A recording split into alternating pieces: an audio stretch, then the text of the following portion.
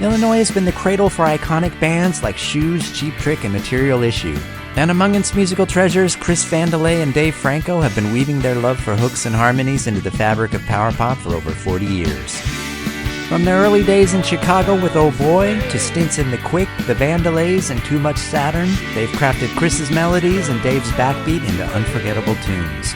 And with the release of the Chris Vandalay Project's new single, Better Than Before, these longtime friends continue to do what they do best, turning decades of friendship into musical magic.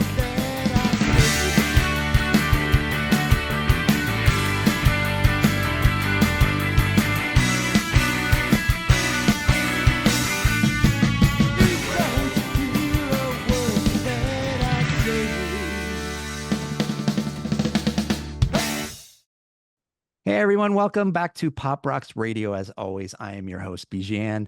My guest today emerged from the fertile creative grounds of the Chicago music scene, playing in bands like Oh Boy, The Quick, and the Vandalays, just to name a few.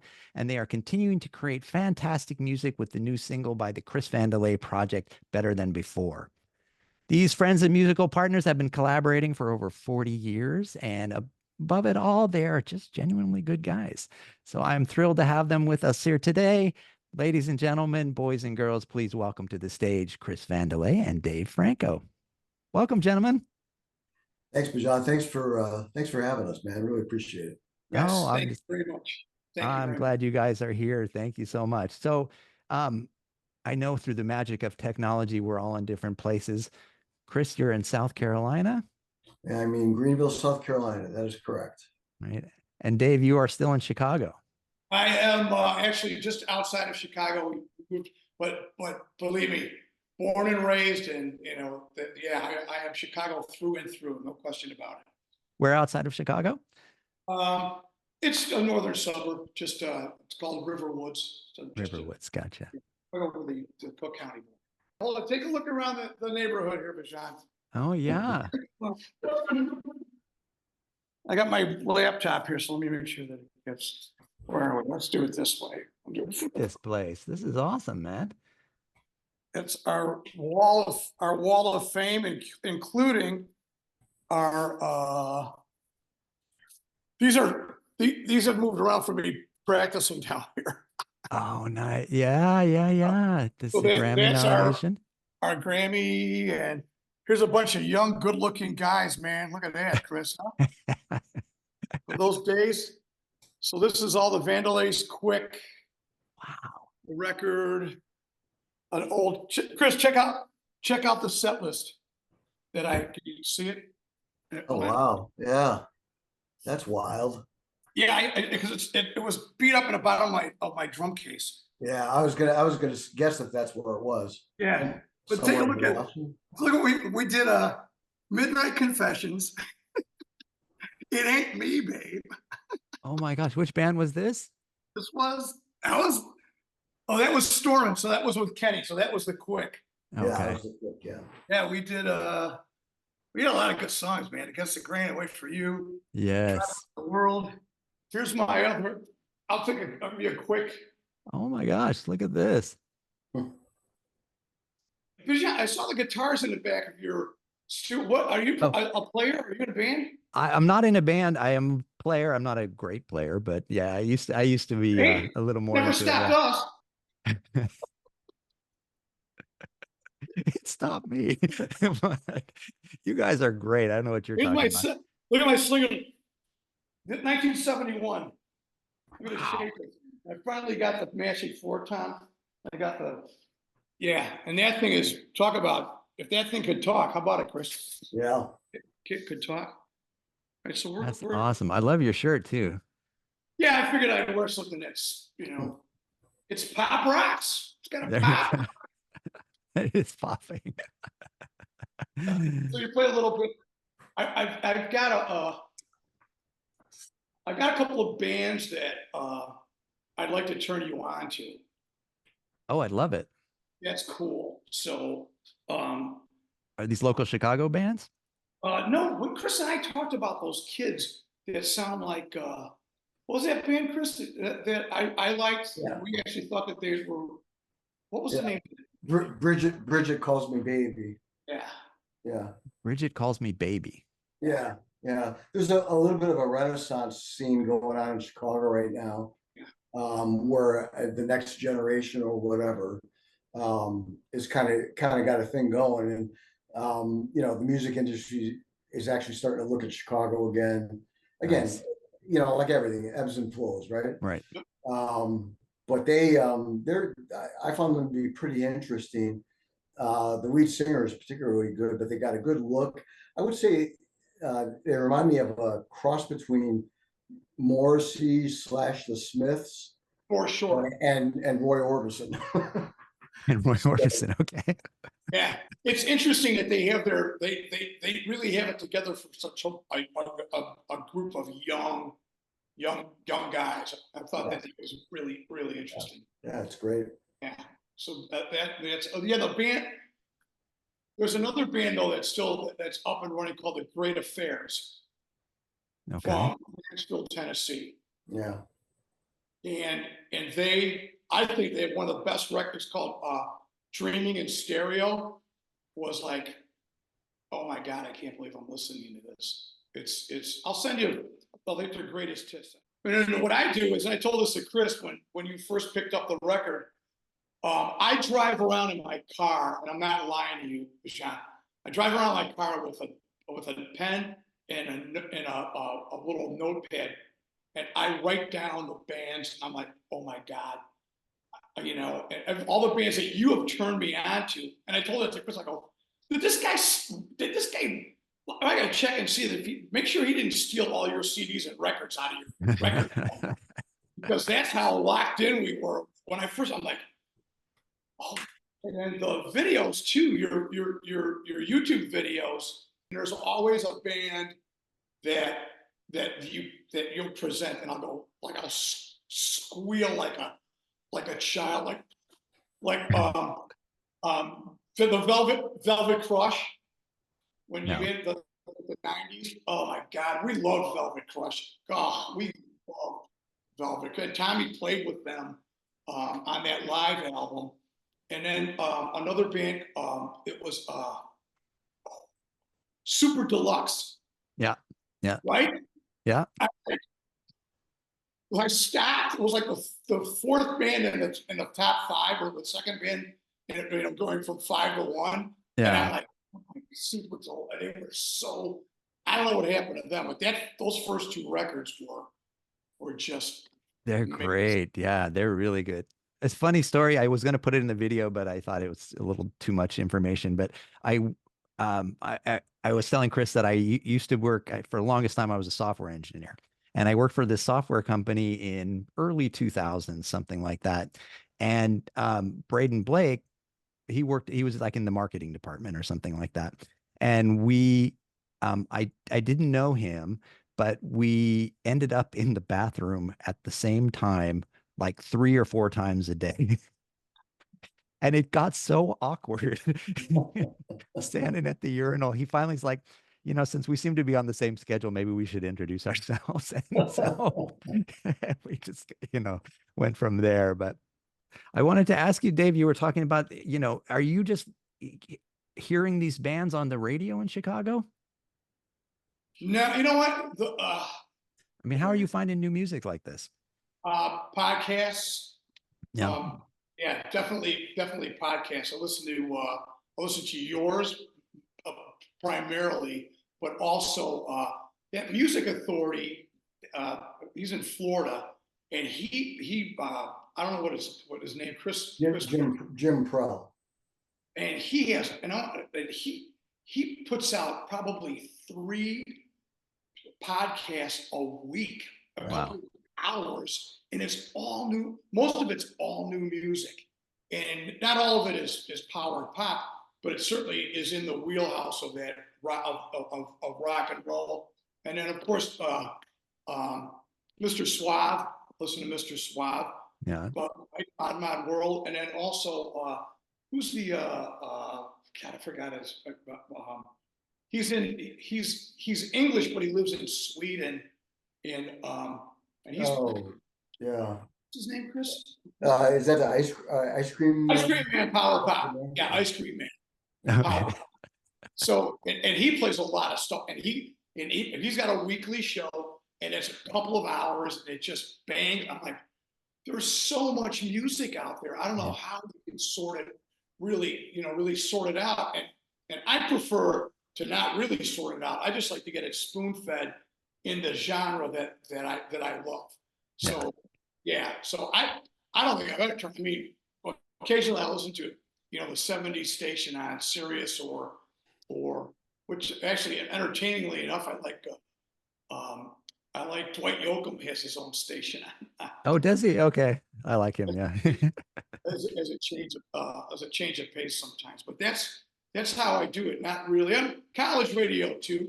I mean, we were always kind of flirting with a couple of college radio stations when we were doing all our promo with the Quick and with the Vandalays, and they were pretty supportive of us. But college has kind of turned into, I just can't do the rap. I just can't. It was hard for me, and I teach at a college I teach social science at a college in Chicago, and I tell my students, we have a discussion, and I go, if it doesn't have guitars in it, it's not music to me. So that's how I can get out of, why don't you like rap? Well, that's the reason. So yeah, I have this discussion with my kids all the time. So I think it might be a generational thing too, because rap was not mainstream when I was developing my musical taste. And so I'll play music for them that I like. And actually my youngest likes it more than my older kids, and he is 12. My older kids are in their 20s. And but they are all about R&B and rap and everything. But my youngest, he'll listen, and he knows Cheap Trick songs, which is great. So that makes me happy. I think we were fortunate, especially with Oh Boy. I mean, it is, if you look back, and now it's starting to I don't want to say surface, but resurface. And if you look at the roster of bands from that era, with us primarily, Oh Boy, and then all the other bands that you could walk into a club on a Thursday night and see, off Broadway, and see It blows my mind. Oh my and God. see Chris. Who else? I mean, later on, like even like Veruca Salt, which was, a little bit more towards the grungish thing, but Bohemia was a big band back in the 80s that probably should have made it, that didn't really make it. Fill in the blanks too, Phil. Fill in the blanks. What's that? Fill in the blanks. Oh yeah. Right? And then yes, that was the Chicago scene. It was pretty fertile, at that time, and it started to attract, the major labels, and that the music business was that then, Right. it was all about getting signed to a major label. That was everybody's like dream, including us. It's considerably different now, but that was just a very different, kind of a almost more innocent scene, and regular radio was supportive of that, and it was an integral part of it. Without that, a lot of those bands and a lot of bands that made it, in the whole general mass would not have, obviously, without actual radio. Right. It's a very different scene now. You have to look a little, to kind of going back to your question that you asked Dave. You have to kind of go back. You have to kind of look for it a little bit now. Especially if it's stuff that you want to find that's more central to the genres or genre that you like. But one thing I will say about that, along the way, you start to find some other stuff that me personally, that I might not have listened to, that I end up kind of liking, Right. So that's a positive, I think, too, in the quest for good music. So there is so much great music out there. And Dave, you were mentioning all these different podcasts that you listen to. I mean, it's encouraging to hear so much new rock, power pop, So I know these bands are out there and they're just looking for, a lot of them are just looking for an outlet to be heard. It's really hard to get attention, I think, these days. There isn't, there are radio stations, but honestly, I don't know anybody that listens to radio, like traditional radio anymore. I mean, it's just true. It's unfortunate. Sirius XM is a lot of people listen to that, but then you can pick and choose what kind of genre you want to listen to. So maybe you're not exposed to, if you're not adventurous, you're not exposed to a lot of different kinds of music. So I think that's the challenge that a lot of bands face, is that they're putting out this great music. Is like, how do you get people to hear it? Right. Yeah. I do listen to regular radio still. And I do that only because I want to hear what's being pushed out there.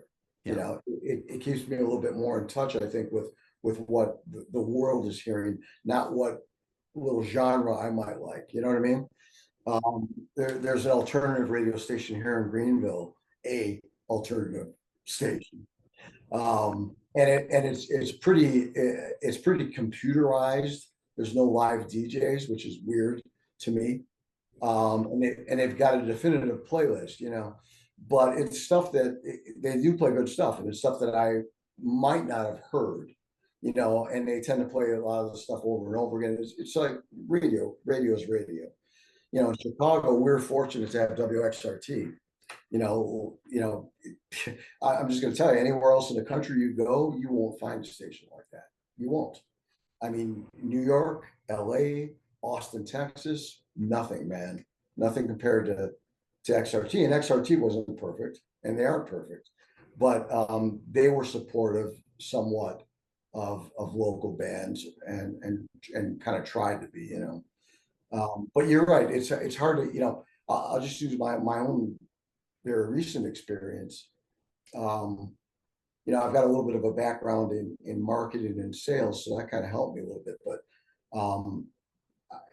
my feeling was, if I was going to put something out there, I'll be damned if people weren't going to hear it, because what's the point otherwise, So I watched what some small record companies were doing, like Big Stir Records as an example, or Gem.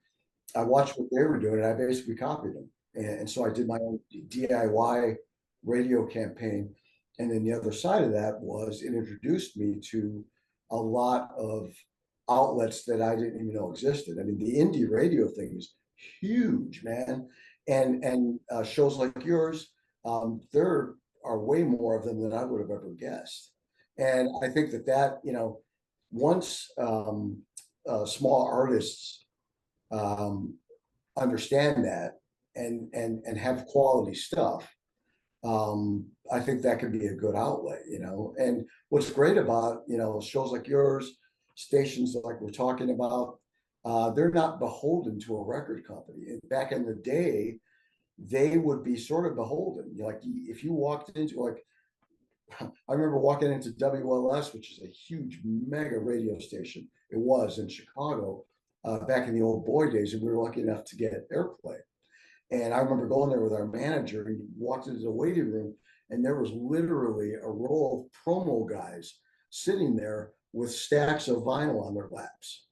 And they were going in next to see the program director and say, "Hey, man, would you please give this a spin? How about this one? How about this one?"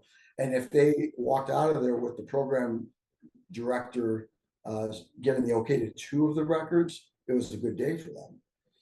So that doesn't exist, So now it's more a matter of the positive side is, these radio station shows like yours, you're not beholden to anybody. You play what the hell you want to play because you like it.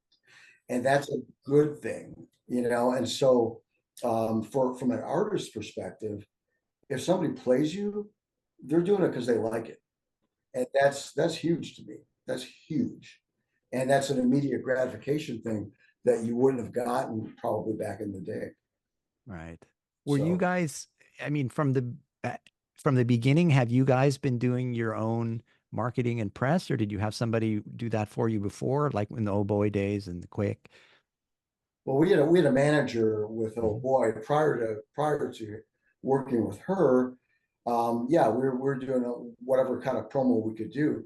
It, back then it was really more like a lot of live shows. We played live a lot, Yeah. And you depended on print, like the Chicago Reader was huge, Illinois Entertainer, stuff like that.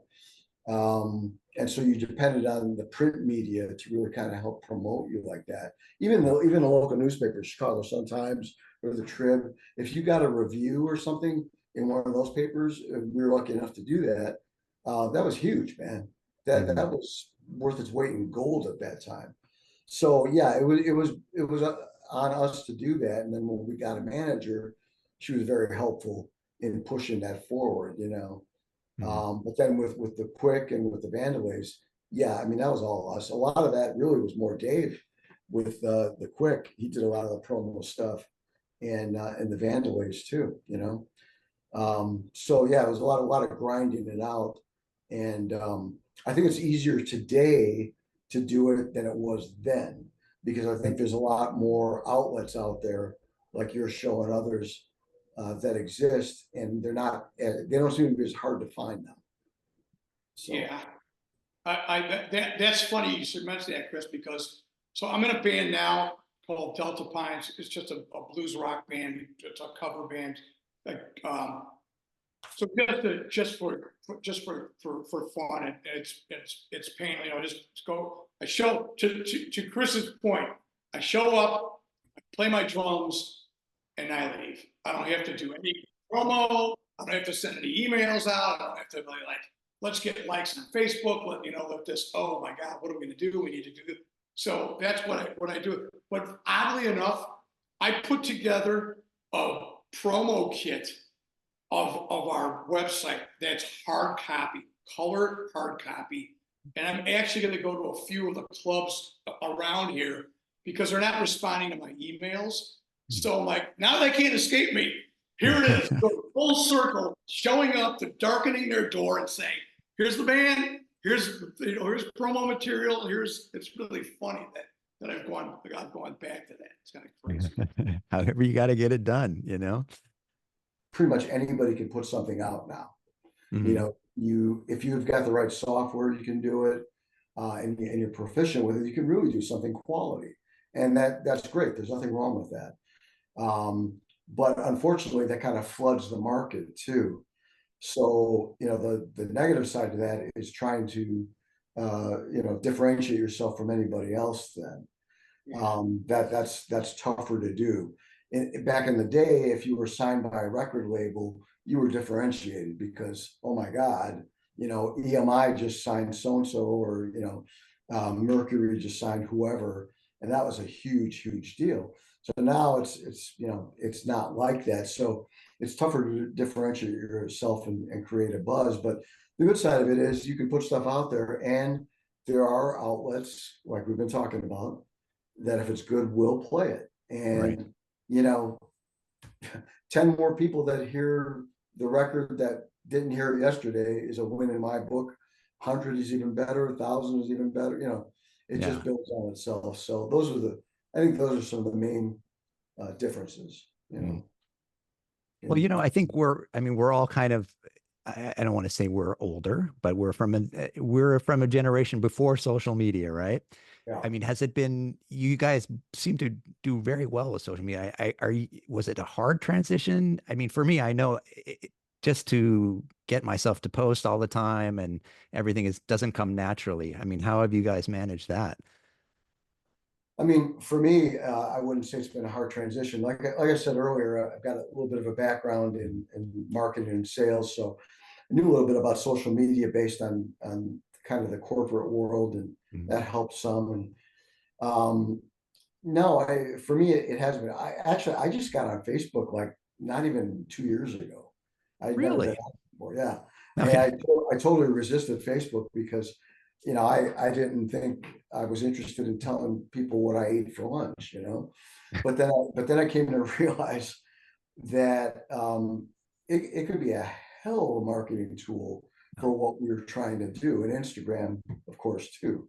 But in a lot of ways, Instagram has taken over. I'm the same company, but they've really taken over where Facebook was. However, Facebook is still very relevant in a lot of ways because of the functionality of it. Right. Things you can do on Facebook, right, that you can't do on Instagram. So it really is much better for like what you do, you know, promoting what you do, promoting what we do with what you're doing. It just makes it a hell of a lot easier. It's a lot easier to tag, you know, people and let's face it, you know, for a lot of the shows like yours, a lot of the stations out there, they know that if they play our track and we're not idiots, we're probably going to promote the fact that they're playing our track, Right. which means that it's promoting their station. Everybody wins. So that's right. Everybody wins. Yeah. Yeah. So, you know, it's in their best interest to tag me, you know, to make sure that I know that they're doing it, you know. Right. It doesn't really matter where you're located, they're located, whatever. So, you know, and just doing it more and more. For myself personally, I experimented, you know, what actually gets some kind of traction here, what doesn't. And I've kind of learned along the way what does, and there's still a lot to learn. Yeah. Well, Chris, you got really good on Instagram, you know, from the starting, you know, the beginning of what you were doing, and now, you know, I'm looking, I'm like, I even told my wife, I go, see what he did? This is crazy. You know, it's great, and the focus too. I mean, it's also like my Instagram account is not, as Chris said, about what I had for, and all my Instagram is all music, nothing else. So everybody that I follows me is an artist. So right away, that's very helpful, you know, rather than you know. So I think that's really good. And then I have to do a better job, especially, you know, with any other work that we do on Facebook, with the same aspect of just honing in on what's best for our promotion and our art. But yeah, the Instagram has been, you know, I'm amazed at that whole concept, the idea. It's really pretty cool, actually. It is very cool. Yeah. I think the potential is certainly, you know, it's like you said, there are too many people that post what they ate, what was their breakfast, that kind of stuff I can do without. But you know, the rest of it, I think it's an amazing tool. I haven't quite figured out how to leverage it to the best of my ability yet. And you know, my kids are telling me none of them are on Facebook. Facebook is for old people, is what they tell me. But Instagram, TikTok, Snapchat. I mean, I haven't. I think those are great tools. Yeah. So I've a couple of months, well, about 2-3 months ago, I started doing TikTok too, and that's a lot of experimentation there, boy, because I don't know what makes a certain post like get 3,000 views and then another one gets, you know, 45. I haven't cracked that code. I think I'm beginning to understand it. You know, it has to do with, you know, the quirkier you can be or the quirkier spin you could put on it, and the better headline. I guess that's like any marketing, really, is what will attract it. And if you get lucky enough and happen to have it go viral, you're golden. I'll give you a quick example. The drummer that plays in the band I play in here, kick.snare.crash. First of all, everybody here is in multiple bands. I'm a slacker.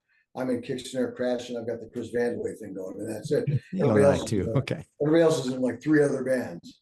So our drummer here is in a band called Sweet Spine, and they are young band, and they do more of a combination of like a grunge, and I mean there's kind of like Nirvana is grunge, but I mean they kind of go after that route, but a little bit more modern than that. But in any case, they had done a thing on TikTok that blew up. It happened to be an acoustic version of a song that they planned to release, and it totally blew up. And so in the meantime, they released the song on Spotify and all the other platforms, and it blew up. I mean, they you know, the one song has gotten last time I checked, 3.5 million streams. It's just Wow. unbelievable. Yeah. Wow. And they say that, and they're right, it's mostly TikTok started it for them. Because people on TikTok were like, are you going to release this? Are you going to release this? Are you going to do like a regular band version of it? So they're yelling for it, and they did. And so they already had a kind of an audience built in for them by the time they released the record. So that's an example of how it can really help you. Now, you think of any other era where an indie band in the, you know, in a regional scene could get in front of 3.5 million people? no, I mean, that's just amazing. there's no way in hell that would happen. Yeah. But you know, you mentioned earlier when we were talking earlier, you brought up the Lemon Twigs, you know, as an example. You know, bands like that are appealing to a younger crowd. And I will say this, like we played in Columbia, South Carolina, where University of South Carolina is, and there's a little dive bar called the New Brooklyn Tavern. Ain't nothing special about it, but they, like, when bands come through, they'll stop there and play it. So it's like a 300 capacity place. We played there, and what's great about it is the college kids go there. They do go there. So, you know, I saw a lot of college kids, man. So I mean, that gives me hope for being able to introduce this kind of music. And I think, you know, if Red Cross doesn't appeal to them, I don't know what would. Yeah. Because, you know, Red Cross isn't the purest form of power pop, in my opinion. They are, some is like, you know, Mess Around is one of the best power pop songs of all time. But, you know, some of the stuff on their new record, it's a little psychedelic, right? Mm-hmm. Mm-hmm. It's got a little bit of a grunge feel to it, and they almost kind of have. So I think somebody like that will do a good job of attracting a younger crowd. And then the Lemon Twigs, you know, they're so retro. It's cool. You know, that works too, you know. Whatever works. Yeah, that's right. So yeah. I think too that, like, for a lot of artists, especially if you're the one that actually created it, like I'll say from a songwriting perspective, I think there's a lot of those out there. I know a lot of them that are timid about doing it. You know, and I will say that here in the area that I'm in, which, as I said before to you, is pretty regional, Greenville, Asheville, all of that. I think a lot of the artists here, I mean, first of all, you can't like throw a rock without hitting a songwriter here. It's not like Nashville, but it's not that far off because it's very heavy on that. But a lot of them are like, well, you know, I don't want to make it seem like I'm bragging, or, you know, and I'm like, screw that, because you know, the thing that is, you know, if you don't market yourself, there's nobody that's going to do it. And it isn't like a record company would swoop in, sign you. I mean, there are some, and they'll do some marketing, like Big Stir does do that. They do social media. Gem does that. As I said earlier, and I followed their lead. But you know, they're not going to do it like you might do it. I do a ton on social media. You've seen some of it, I'm sure. And the whole idea is to build on. You build on what you're building on. Mm-hmm. And so, you know, I do like a lot of posting, like my own daughter is like, oh my God, Dad, you know, she's in her 20s, and she's like, do you ever post anything other than the Chris Vandalay Project? I do, but not much. And I just say to her, I go, hey, I'm not Taylor Swift, you know, I don't have that kind of mechanism behind me. And so the reason why you see that is it's building. And so for that guy that you're talking about, Bijan, if he started doing that, he would start to have what we've had happen, which is now I have some people contacting me. Yeah. Or if I reached out to somebody and sent the track to them and they hadn't played it yet, I see them nosing around the social media. Suddenly now they're playing it, you know. Well, you guys have been making music together for 40 plus years. How did you guys meet? So yeah, I mean, we had a band called Oh Boy before Dave joined, actually. So myself and the bass player and the guitar player, we were in another band, a new wave band called the Jetsons, and that started to get kind of stale. And I, you know, I was like, I've got a bunch of songs that I've written. Would you guys want to try doing something? Not this anymore. So we branched off, and we had like a temporary like jobber drummer, and that wasn't going to work for us. So we put an ad. It must have been in the Reader, right, Dave? I think.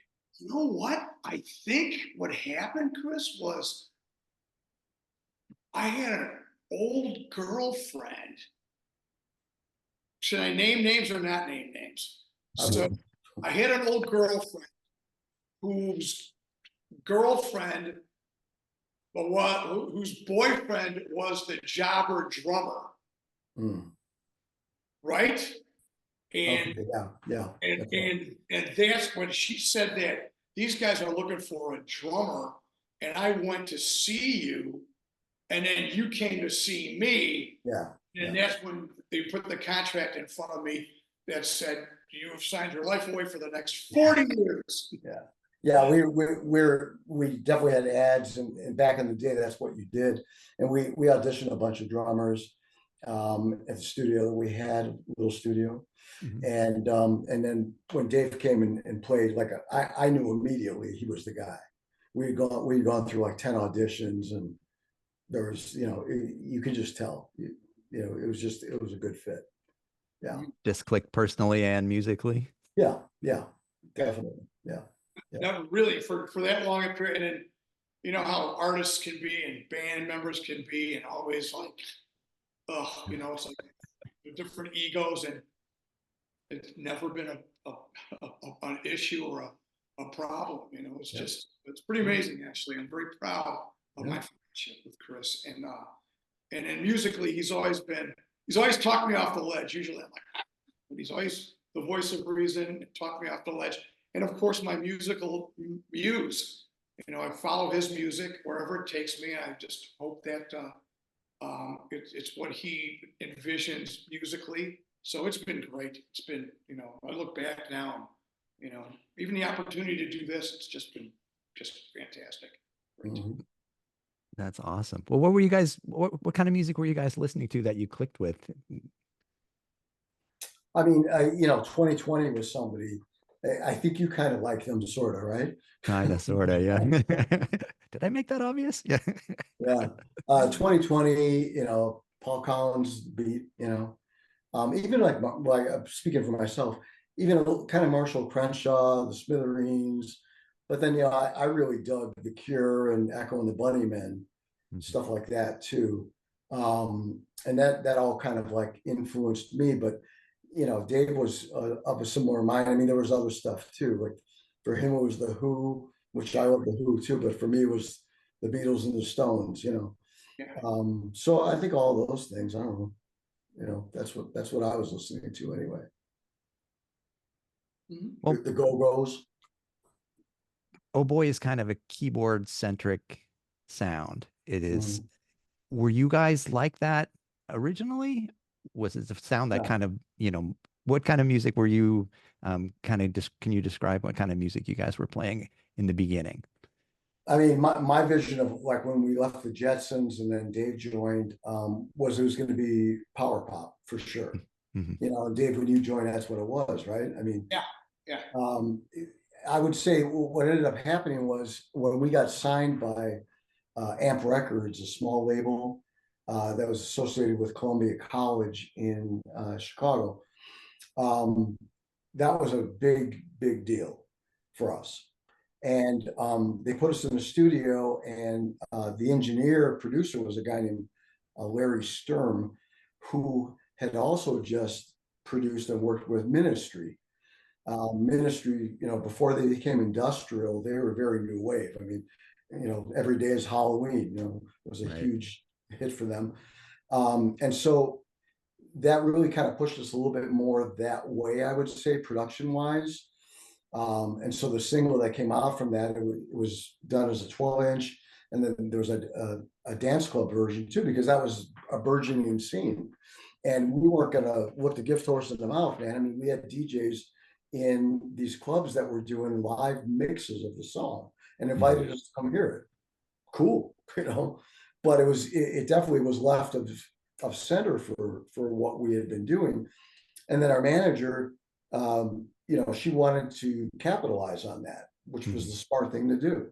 And Right. so she worked hard to really kind of, capitalize on any success that song was having. So it kind of really pushed us a little bit more that way. And I remember Miles, our bass player, saying to me, well, Chris, you can write more stuff like that, right? I'm like, yeah, I could. And so we kind of went that route a little bit, I would say. And then when some of the major labels became interested, like Polygram, Island, Mercury, we were hooked up with an entertainment attorney, all that stuff. The mechanism was becoming what it was at that time, and they wanted to hear more stuff. We want to hear more. So we went in and demoed some stuff with a guy named Jay O'Rourke, who was in a band called The Insiders. The Insiders had some success out of Chicago for sure. And so it was probably in between power pop and new wave, I would say, right, Dave? That stuff that we did with Jay. I mean, Valentine's Day was pretty, new wave rocky. I don't know. But we're shamelessly going after what the record companies were looking for, because at that point, for myself personally, I didn't care, man. Just get me signed to a label. Right. I'll figure out what I want to do artistically and do my best to do that within the parameters that they give us. But that at that point, that was for me and for us, and it was all we wanted. Yeah. So it went a little bit more that way, I would say. Yeah. There's actually, but when I look back at it, because it's not that we ever lost our love, or I would say our love, but the way we played and the things that we probably really felt stronger about. I mean, it wasn't that like we were picking this song over that song or whatever. Like, as I said, Chris would present the songs and we would play the songs, and we would bring our own personalities into that music. I put something up on Bandcamp some time ago, and it's actually the Lost Oh Boy album. It contains those demos, but I think on that, Chris, is Tonight on there? Tonight is on there. Right? And then if you listen to those, and there's is Don't Come Crying on there also? I mean, those are straight up power pop songs. So, as I said, I mean, I don't know if I actually, me especially, probably the least cerebral of the group. I was like, okay, we're playing this, play it, not giving it that much thought about it. Just enjoying the fact that we were creating and spending time with my bandmates. That was also very, very important. But I don't know. We never left that power pop orbit and went to another galaxy. We were always in that, it might not have been in the center of that galaxy, but we were always in that, in that. Yeah, I mean, I'm my main instrument is keyboards, so I write on keyboards, and sometimes I would write on bass too. Some of the songs came from a bass line, but it was going to have a little bit of a keyboard slant to it.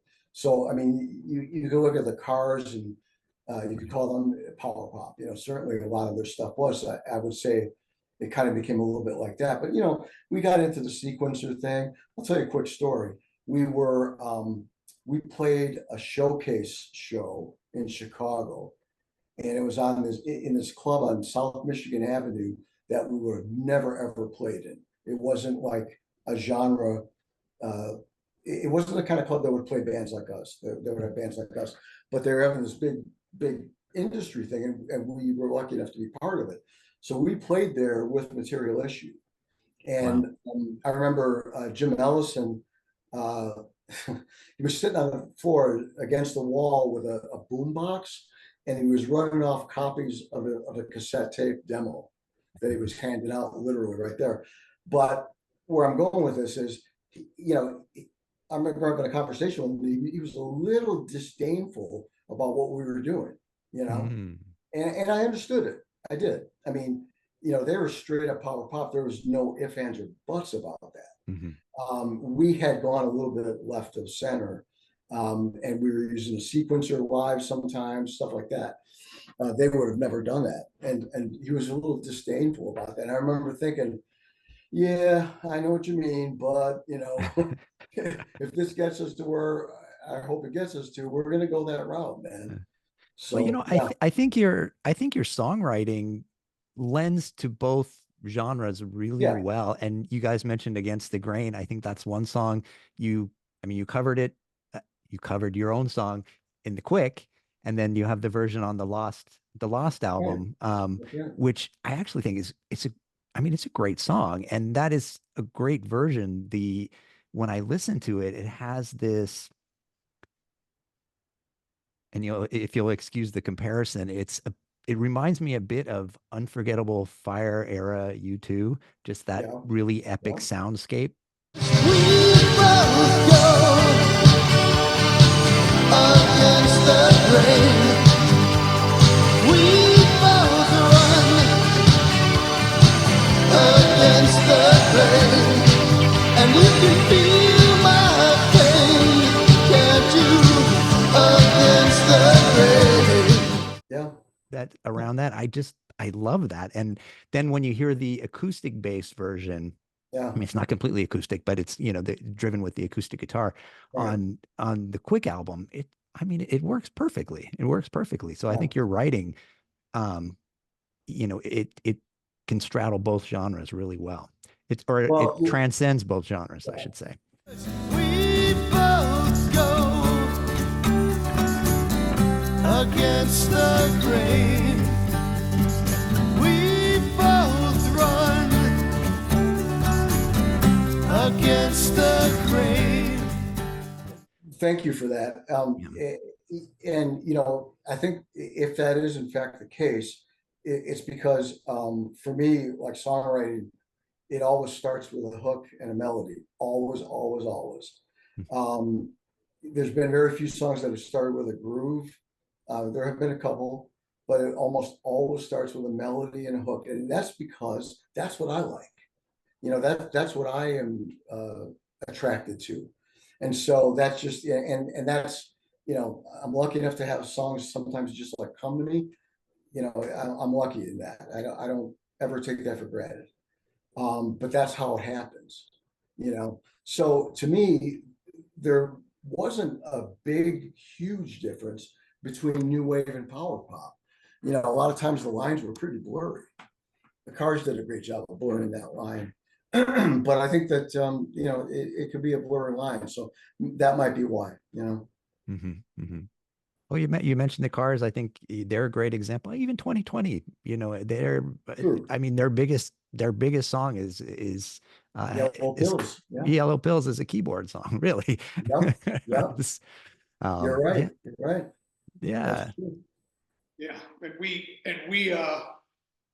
we covered lately. We were so in love with them, as you well know, John. What did we cover? Because we covered Remember the Lightning, Yeah. and we covered Sherry. and do we cover Backyard Guys too? Was no. Yeah, yeah. No, we did Sherry and Remember the Lightning. Remember Lightning? We didn't do Backyard Guys. I thought we did Shake. Go, Shake, go. No, we didn't do it. No, Okay. we didn't cover that one. Yeah. We did a killer version of Remember the Lightning. Killer. Oh, that's a great song. I would have loved to hear that. So, that is a great song. did you guys record that one? No, No. I mean, there's a video of it that I've got of us doing it, but we never formally recorded it. No, and that was not really our intent at that time anyway. You know, we're more about like trying to record our own stuff, and that was a little bit too current for us to go ahead and record that. Plus, I mean, we weren't going to top, you know, 2020, so you know, why even try to do that? You know. Oh, you probably put your own spin on it. So that was with Oh Boy. Yeah, You guys did that? we also did it with the Quick too. Okay. Yeah. Yeah. So so when did Oh Boy kind of dissolve, and when did you become the Quick? So, oh boy, you know, we went through that whole uh, quest for a recording contract thing, and that can be very that can really wear on you. Yeah. And I think what ended up happening with Oh Boy, I mean, we had some personnel issues too, but that wore on us, and I know it wore on me. And we finally got to the point where Oh Boy just ended, and I remember thinking that this is a chance for like a fresh start, and to maybe just really go back to what our real roots were, right? Power pop, you know. Plus, I also remember standing there watching Tommy Keene and thinking when we had Oh Boy going and thinking, damn man, that I really like this. And so, you know, the Quick was a good way to just kind of restart. And so we really went that route, and everything that I wrote was really geared more towards that. And so three of the four members of Oh Boy ended up being the Quick, and then we snagged another guitar player, a little bit more of a kind of like a garagey rock guitar player that fit what we were doing. And This that is was Ken Ken Vasquez. Vasquez. Okay. Yeah. Sweetest guy in the world. Just Yeah. really nice. You reminded me, his playing reminded me a lot of Jim, I can't remember his last name, from the Smithereens. Babchak. Yeah, Babchak, right. Yeah, I think, Reminded me of that kind of playing. That yeah. that was kind of what we were looking for, I would say. So yeah, that worked out pretty well. Yeah, he's a hell of a guitar player. So Yeah. So Yeah. you did 2 EPs with the Quick. Yeah. Alternative to What? I think She Runs Away is I really love that song. Oh, I think it's a great That's song. awesome. Thank you. Yeah. That's great. And Mr. Delish, which Dave, I was telling Chris before you came on the call that I had heard that album before and I loved it. And, you know, a lot of it came from because I had interviewed Jeff Murphy before, and I was looking at other things that he had produced, and I had seen that and I had listened to it, but I did not, until you mentioned it when we were chatting over YouTube, I didn't put 2 and 2 together that you guys were part of that band. And I love that album. It is really good. So, I mean, can you tell me a little bit about working with Jeff, and how did that happen? How did that come about? And what was your total experience there? It just seems like there's just a lot of joy in that album. It's just like everything is clicking. I Yeah. don't know how that came about. Well, I think it was Miles had a contact. Our bass player Miles had a contact through somebody else that knew Jeff, and just asked him, and I think played a couple of things that we had done.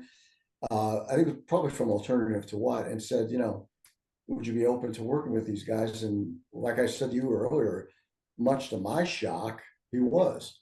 You know, we're like, wow, okay.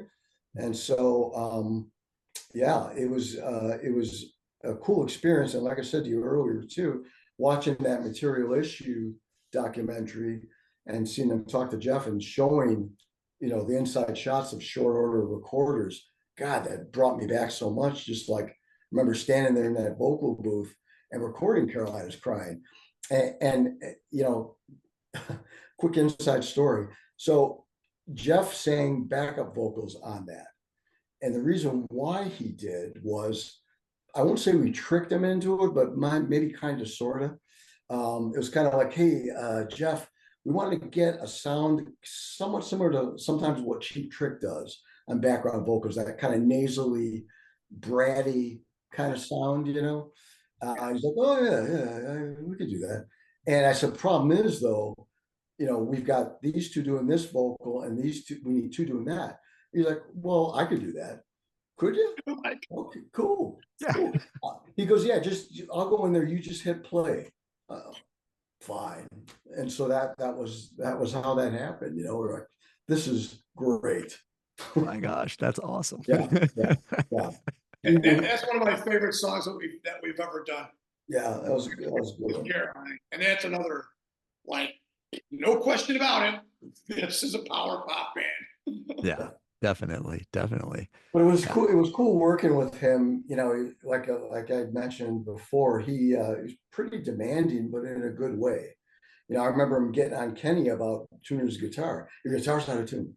Tune your guitar. You want me to tune it for you? You know, it was. I mean, he did it in a nicer way than I just portrayed. Or with me, you know, could you sing the Carolina's Back? Could you sing the chorus a little bit different in the second chorus? I mean, you're doing it exactly the same. I'm like, okay, you Yeah. know, but he was right, you know. And then, you know, he, you know, he talked a lot about he was, you know, he was a lover of the game, right? He loved everything that he did. Yeah. And he played for stuff that he had Tommy Keene do a couple of weeks earlier to come through. Yeah. But he also told us that he goes, I don't think Tommy's going to use it. I think Tommy is looking for something a little different. And we thought it was like great. We're like, oh my God, this is great. But Tommy did not use it. So, you know, different strokes, right? Whatever. But just being able to have that experience too was kind of mind blowing. Yeah, he was a storyteller too. Yeah. We'd tell a story and then we'd get back to work, and you know, we're just sitting there in you know, in rapt admiration because we knew who, you know, and we come up in the same, you know, in that same era in the 80s there, but they were, you know, they were shoes, you know, so it was a little bit different, but he was just great, and as witnessed in your YouTube videos, that's the same guy. It was really it was a great experience. I'm glad that we had a chance to do it, and yeah. That's great. That's that must have been a thrill to work with him. Yeah. Yeah. Yeah, you're lucky. Well, so you know the Quick. So you mentioned when you went from Oh Boy to the Quick, there was 3 of you from Oh Boy that moved over to the Quick, and the same thing happened with between the Quick and the Vandalays, right? It was you, the 2 of you plus Ken, Yeah. became the Vandalays, and you brought on a bass player. What do you think the difference is between the 2 bands, or are they just a natural progression from one band to the next? You know, I would, it was somewhat of a natural progression, but there was some space in between. Our bass player from the Quick had moved to Hawaii. So, you know, and on a personal level, we had different things going on in our lives that we were dealing with, and not bad things, just life, you know. Just life, right? And our guitar player did have some issues though that he had to deal with. So there was a bit of a lull there, but then it felt more like a natural progression. But I would say the difference is the Quick was a little bit more raw, a little bit more garagey sounding in some ways, garage band sounding, you know, rougher around the edges. And part of that might have been how I was writing too, even you know, when once we got into sort of the Vandalays thing, Dave really kind of pushed that and pushed me really, and I got into this writing groove where I don't know if I'd ever been in a groove like that before. I was cranking. My wife was like, "How many songs have you written in the last 3 days?" I'm like, 8, and she's like, "What?" And I was like, yeah, I don't know what's going on. So it just like turned into this thing. And I'd always wanted to write a concept album, a story album. That was a huge deal to me. And so, you know, was able to make that happen. But I would say it was a little bit more polished for the most part. And maybe a little bit fitting a little bit more of that time period, because we're in the 2000s, you know, mid 2000s really, close to mid, and I think it fit that time period. So I would say those were probably the differences. So Yeah. the songs were a little bit more polished, maybe, you know. Yeah, the different too, and then Timmy Miles, our dear friend, and you know, the Oh Boy bass player and the Quick bass player.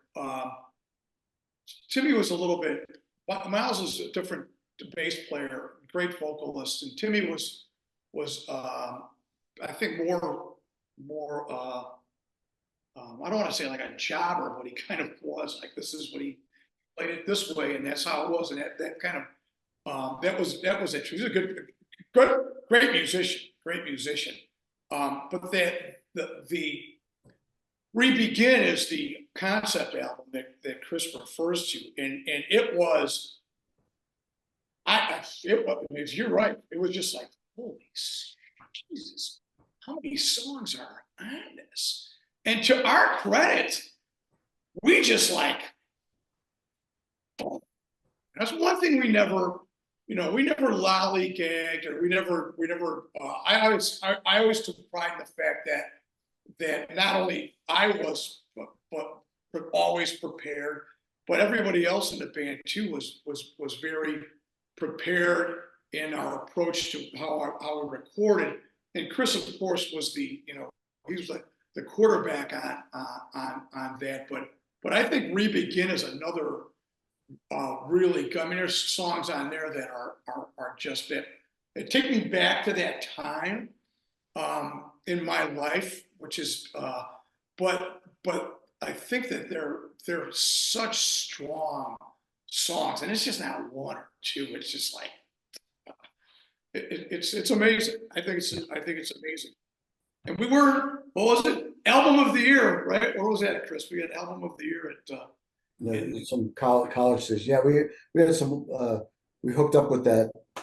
Actually, Dave hooked us up with a company called Tinderbox, which was basically a promo company, and they specialized in college radio. And so they got us in front of a lot of college radio, and we got a lot of airplay. A song called "Can't Find Your Way" got a ton of airplay. Yeah. And yeah, it charted a bit. And at that time, college radio was really a thing still. And you really wanted that. It was alternative to mainstream radio. It was where bands like us would really want to go, kind of like how today it's more indie radio, some college radio, but then it was like really straight up college radio. You wanted that audience. And there was a chart for it, Yeah. So, Yeah. And Tinderbox, they'd have to report the results of what songs they were playing and then it was funny because I remember sitting around our dining room table and we're packing all these promo kits, with one sheets, I got one sheet on the wall, one sheets and CDs, and we're autographing them and sending them all out to, and then we sent them out to I don't know how many hundreds of college stations, and we're watching the charting. We're watching like, oh man, it was really very positive. And then they said, if you reach a certain level, Tinderbox said, if you reach a certain level, then we can maybe take the next step with you. So guess what, Bijan? We reached that next level. And I called him, was his name John? Chris? John, the guy from Tinderbox? I think his name was John. I said, John, how about it? He goes, because we knew you were good, but we didn't expect you to be this good. The problem is, you guys are too old. Too old? Yeah, they couldn't put us on tour. They were going to put us on like X Games, like an X Games tour thing. But we can't do that. They have to have bands like Offspring or what at the time. Or whatever. So that was it. But we got a lot of radio play. It was different then too, because again, remember, we're sending these things out to the musical director of the radio station is 22 years old, 21 years old. It was just a different thing. Just what it was. And I think there's more forgiveness for that now, but then there really wasn't. So wow, it was what it was. Yeah. They were looking for somebody to be put on MTV eventually. Is that Right. I think maybe that was Yeah. it. Yeah. Wow. I mean, that period of the Vandalays, I think, is like you mentioned, the songwriting is just is amazing. I think "Can't Find Your Way" you mentioned, I think is an awesome song. On the EP "Happy After Ever," the two songs "Tracy" and "Ramona," I think are two of my favorite songs that you guys have done. Who's better than Ramona? I know you know. You know who's better than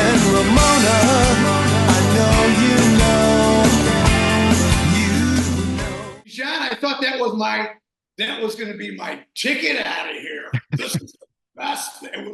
I'm like, Jesus, this is not a weak song. And then especially the title cut was just like that, especially at the end, that haunting. And we had our kids, we had our respective children singing in the chorus at the end there. Oh, is it My your kids? daughter, Okay. Chris's daughter, Kenny's son. If you read the back of if you got a hard copy. No, I don't know. Oh, I gotta send you a hard copy. Oh. On the back there, it says the Yeah. children's choir, and it's our kids that That's were your kids are the children's choir. singing the background vocals. I thought that was I honestly thought that was my ticket out, and consequently, I think we just kind of like that was another like, okay, it took a lot out of me, and that was just like, what do we do after that? Well, I mean, Tim left, the bass player left, and then and Kenny was having some tough times, and so there really wasn't much going on, right? And then you had joined Too Much Saturn, and you were doing that for a little bit, and then you reached out to me, and you're like, "Hey, guess what? They're looking for a keyboard player who sings lead who can write." You know anybody? You know anybody, right? So yeah, and that's how I ended up with them. And we did that thing for quite a while, and that was, the musicianship in that band was really, really good. Everybody was, there were no weak spots in terms of musicianship. Yeah. Every band has a little bit of a weak spot that can be overcome or whatever, or you deal with it, or you incorporate it somehow. That band had no weak spots. They're all very good players. So that's really kind of how that came about. Yeah, and it was it was kind of a vehicle, because Chris joined the band. I mean, had we recruited those guys and played, but I think we got a lot really, Too Much Saturn had actually worked out well for everybody involved. It certainly became a vehicle for some of your best stuff, Chris, like, right? Don't you think? Yeah, I mean, yeah, kind of. Shake Someone? I mean, what about Shake Someone? Yeah. What's Your Plan is a great song. I think it's. Oh, you like that? Oh, I really like that song. Yeah. I'm glad that's about global warming, Bajan. You know that song has. Shake Someone is, yeah. Yes. Right.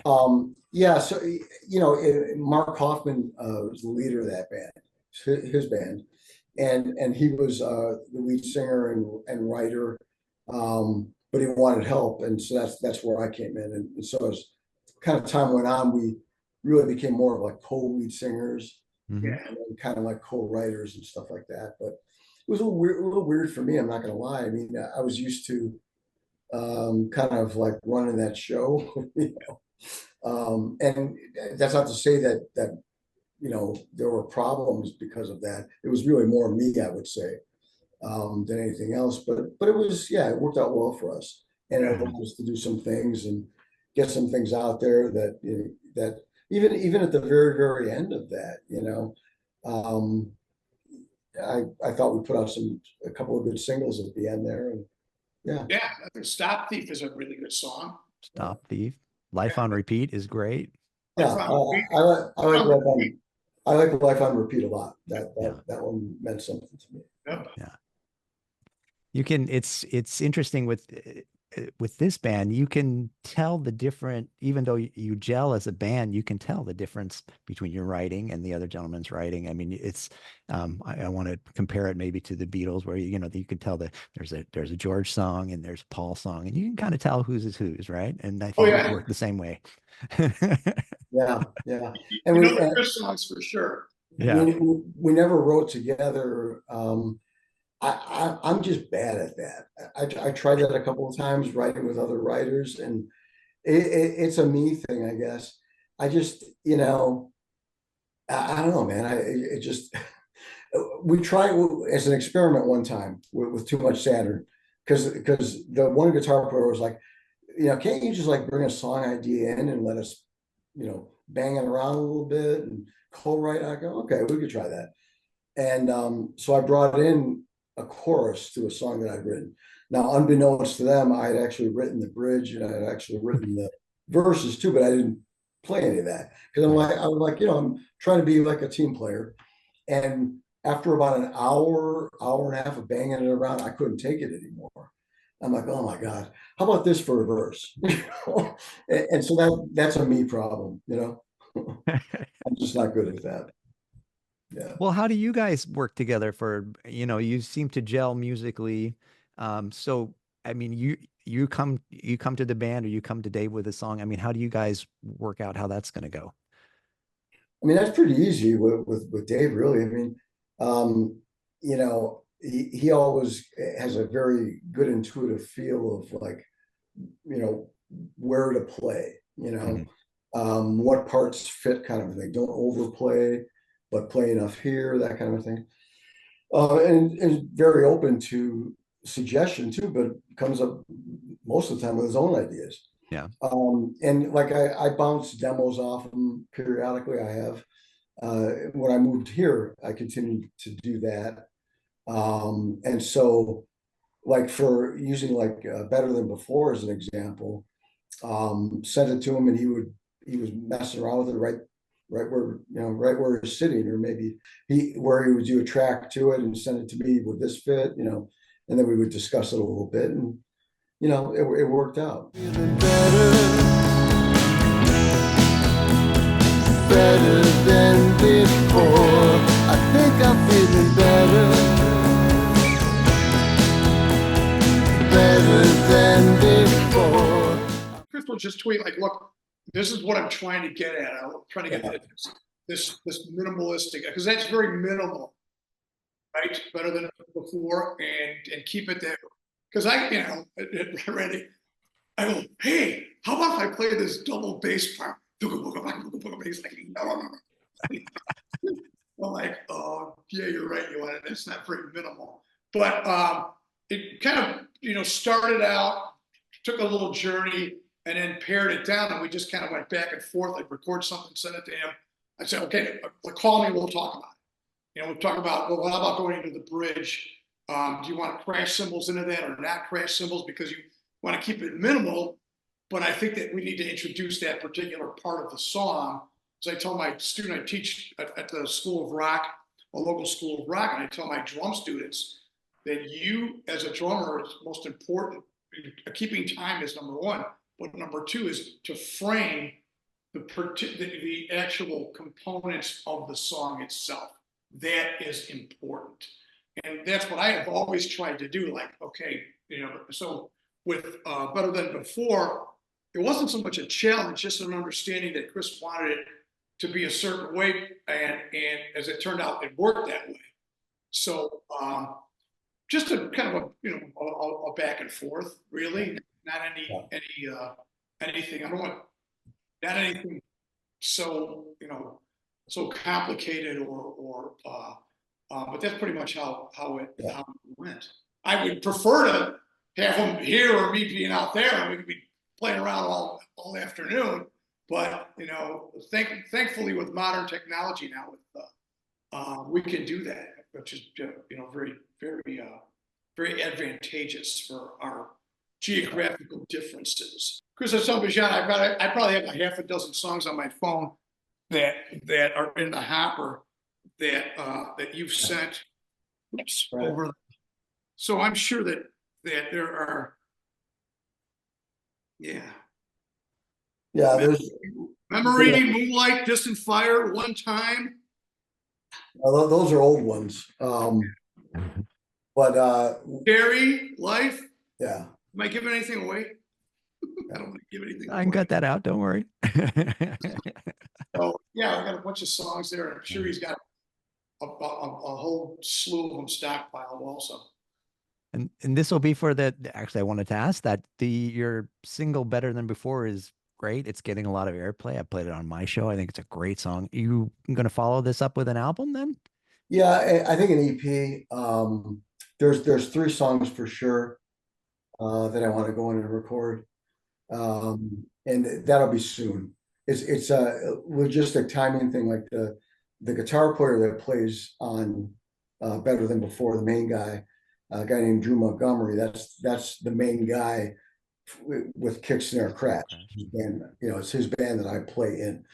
So he played. I just played on the single that we just released. The What's the Point? The Kick, Snare, Crash just released. And Great song. yeah, it is a good song. Yeah.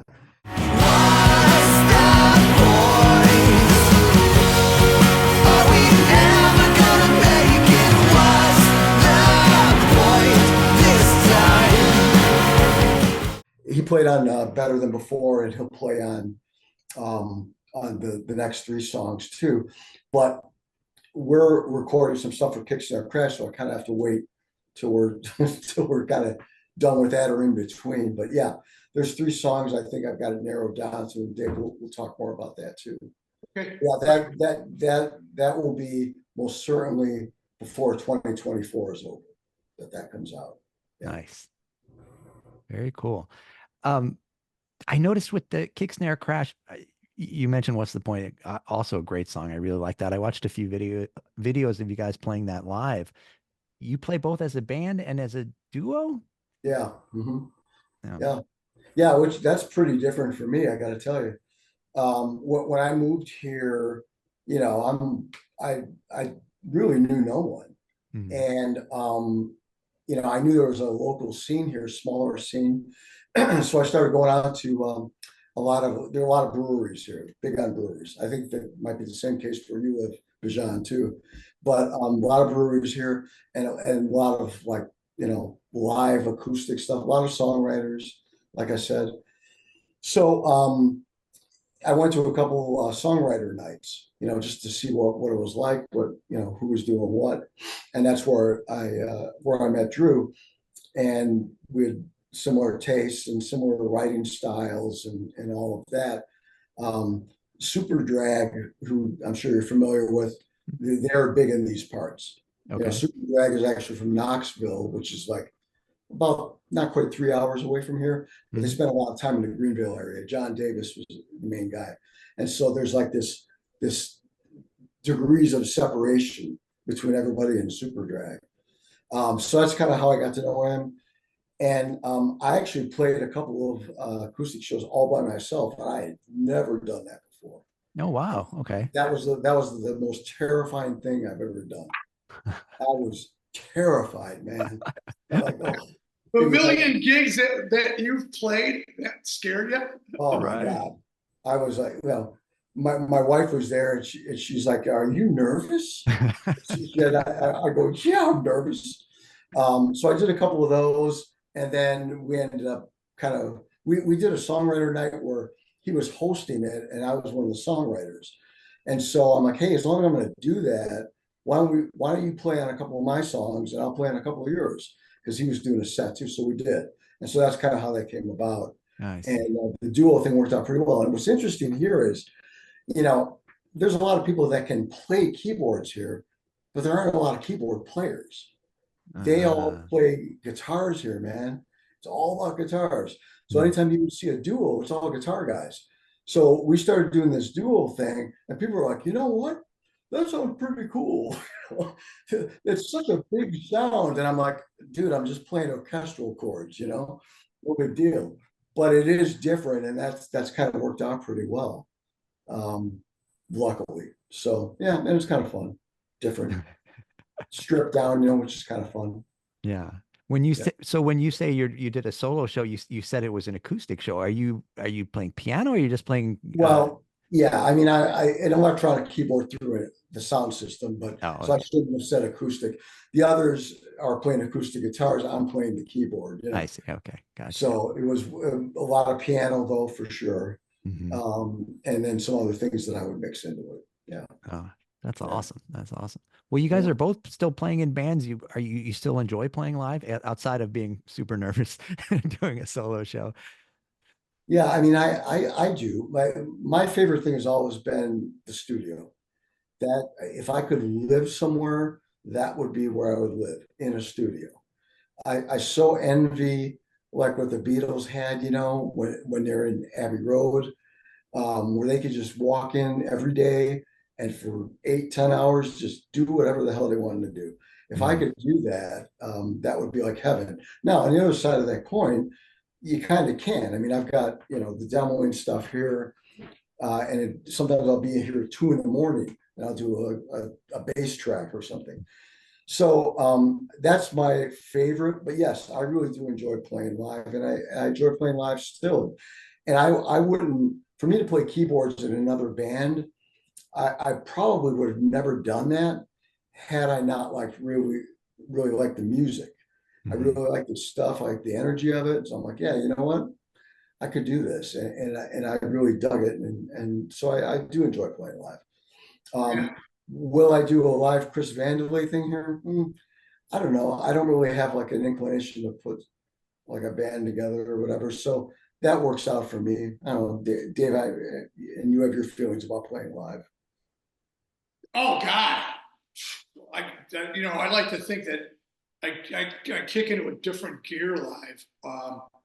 It's really been I don't want to say my forte, but I really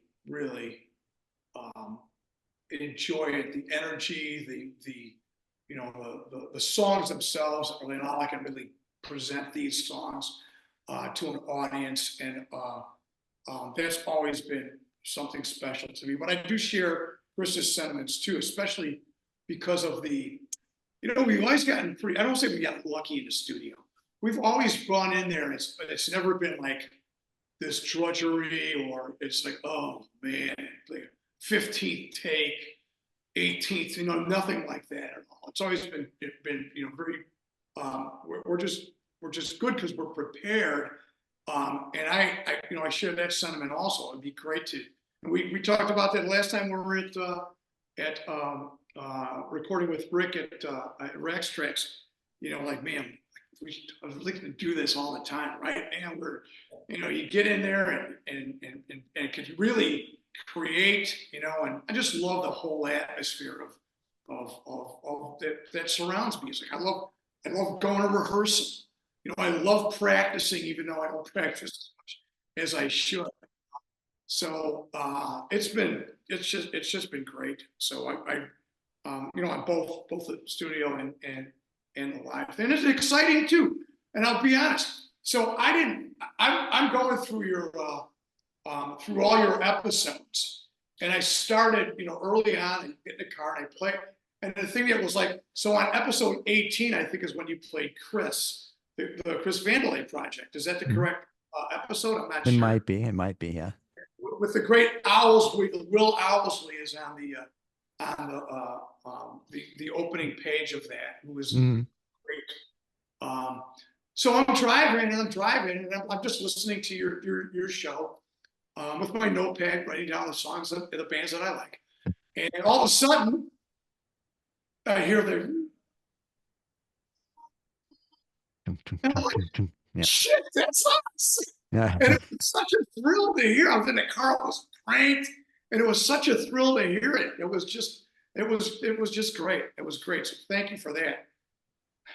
Yeah, I'll say this. Hearing yourself on the radio never gets old. And that sounds like such an ego thing, and I guess it is. But it's. I mean, I try to never lose sight of the fact that I'm able and we're able to do something and experience something that most people in this world will never experience. And that's a big deal, man. And so any chance I can experience that, it's a gift every time. Yeah. That's awesome. Yeah, it must be really gratifying to do something that you love and have it appreciated on top of that too. Yeah, I mean that's a gift too. It's it's like if you're gonna create something, in our case, something that should be heard, it should be heard. Yeah. Get it out there and get it heard. And I had a friend say to me one time, man, how do you do that? He's like, not everybody's gonna like what you do, and how do you deal with like somebody saying that they don't like it, and I'm like, my wife has said that actually, and I'm like, that has never ever bothered me, and the reason why it's never bothered me is because I would not put it out there if it wasn't good quality. Now, it might not be everybody's cup of tea. That's just the way it's going to be. But I know it's good. If you hate it, okay, do you, you know? And it's just, I don't know. That's just the way I look at it. You guys have been working together now 40 plus years. Yeah. What keeps bringing you back? Dave is Well, laughing. He's like, oh, has it been that long? yeah.